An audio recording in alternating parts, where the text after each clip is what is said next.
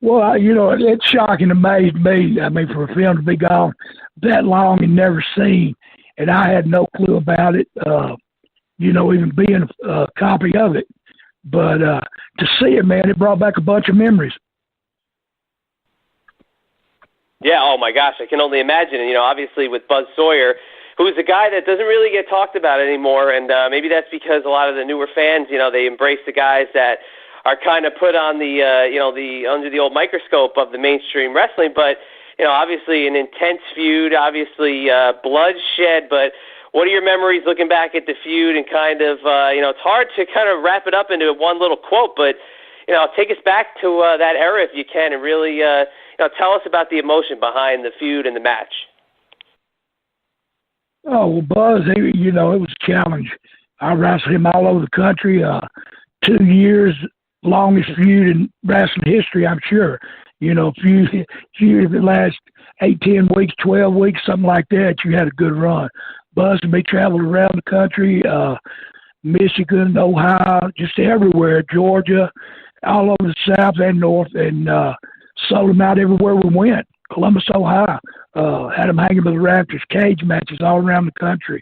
And then we ended up the last Battle of Atlanta, the Hell in the Cell. And, it's funny to look back because I never really related that to the Hell in the Cell that they have now because of the cage situation.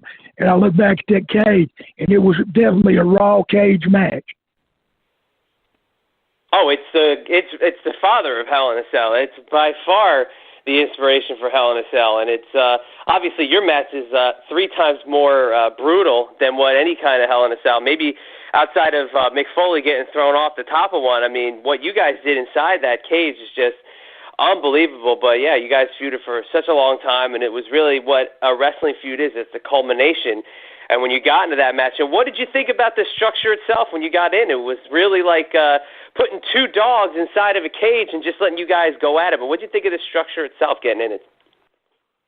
Well, it was kind of scary. It wasn't built like the one that they have today. It was kind of shaky.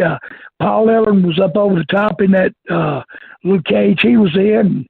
You get thinking, is that going to fall on top of that cage and all fall in? You didn't really know. And I guess we wrestled for over 20 minutes in that thing too.